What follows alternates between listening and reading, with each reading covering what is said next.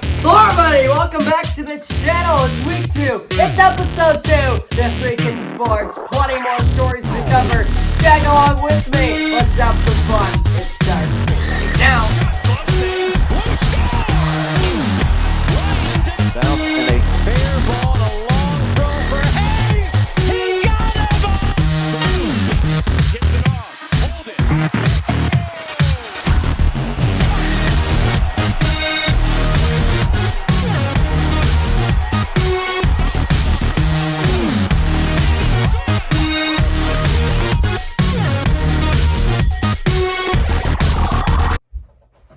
Alright, so I hope you're all fired up after that intro. Let's try to jump right into this one. I kind of took too long explaining stuff in the last one.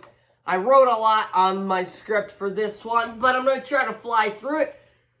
Catch up with me, and I'm kind of trying a new setup, so if I have to stutter, like my mouse isn't really working, so it's a whole kerfuffle. I had a blooper. I'll try to put that one up if I remember.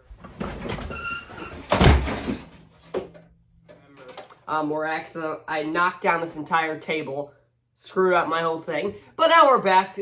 So let's get right into this one. We saw another great start to the sports week, as we did last week in episode 1, but this time it comes in the form of college football. The college football playoff, to be exact. We had 2 great games on New Year's Eve between the top 4 teams in the country.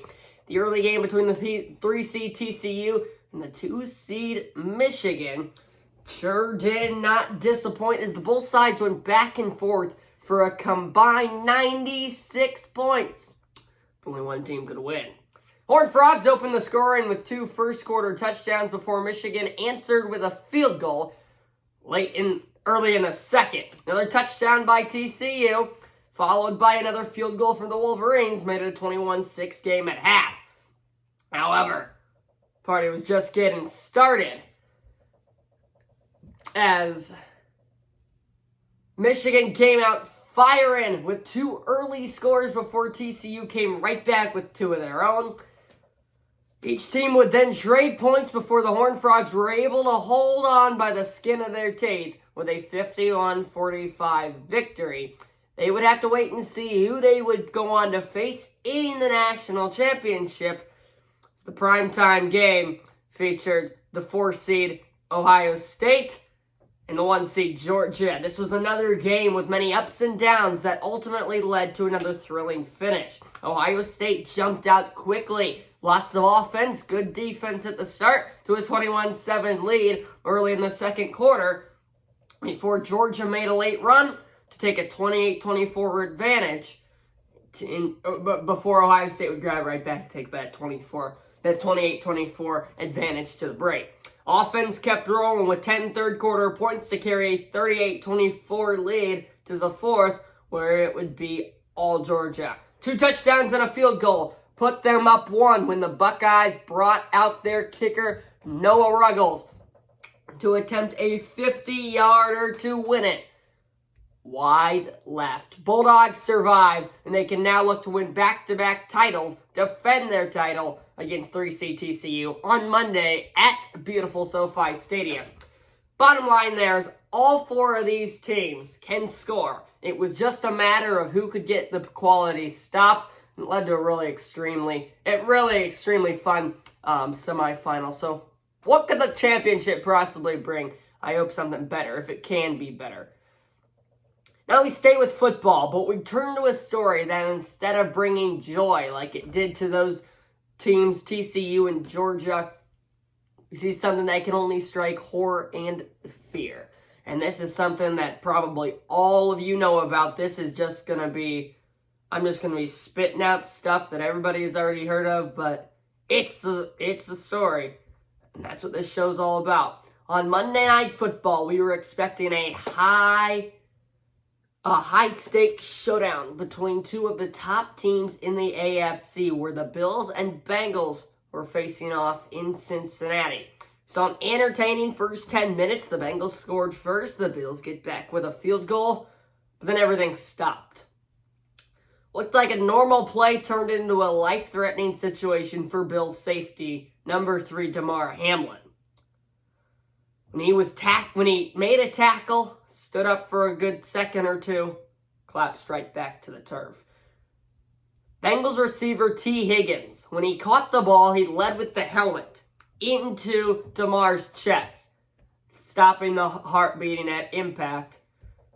Hamlin would receive CPR on the field before being transported by ambulance to the local hospital. After almost an hour after the injury, we didn't know what was going on. We didn't know, but after an hour after the injury, we finally got some news. He's alive, but in critical condition. So then all these hours go by that night. Then all the days go by where prayers were sent in with millions of dollars being donated to his charity. So this just shows another example of how meaningless the result of the game is, but how meaningful the safety of the players, coaches, fans is. And that's really what sports is all about. So just another great example of that. Well, now let's turn to some better news. And after a lot of football news, we finally get a change of scenery with some MLB deals, finally, that were made on Wednesday. The first of the two includes the 33-year-old veteran first baseman Eric Hosmer being picked up by my Chicago Cubs. Hosmer has bounced around these last few years with the Red Sox and the Padres after playing a few seasons with the Royals for the majority of his career. He started out in Kansas City, and he actually won that 2015 championship. Hosmer was signed by the Cubs this week on a one-year deal, but here's the catch. Chicago is only paying the minimum salary, like $700,000 or something, while the Padres are still paying his full, like $39 million salary, because they just said, you're not good anymore, we'll just pay you a lot to get off our team. So, I mean, it's a huge break for the Cubs because a guy like Hosmer, it's the hit or miss. If you're not paying him too much and he has a bad season, oh well, it's a one-year deal, you can get rid of him right away. If he turns out good, you can extend him, and the Padres have to pay him for 3 more years. So it's really a great deal by the Cubs, and they needed a third baseman. The fun was just getting started, however, when this was only one of 2 huge signings, the next being the Boston Red Sox extending their star third baseman Rafael Devers for 11 years and $331 million. Devers is already 26, but has been with the club since 2017 and still has lots of potential to display. 2 seasons ago, he hit 38 home runs, and when in 2019, he led the majors in total bases. This deal marks not only the largest in Boston Red Sox history, but the largest to a third baseman in Major League Baseball history. And that wraps it up. Oh, all the great stories we had this week. Sad, happy, joyful, all of them. And that's what we try to get here on This Week in Sports. Episode 3 coming next week, Saturday the 14th. Hopefully, in theory, we will see how that goes, but it should be around then. Stay tuned for that. I hope you enjoyed This Week in Sports, Episode 2, Week 2. And we will see you all next time. Goodbye, everybody. Thanks for watching.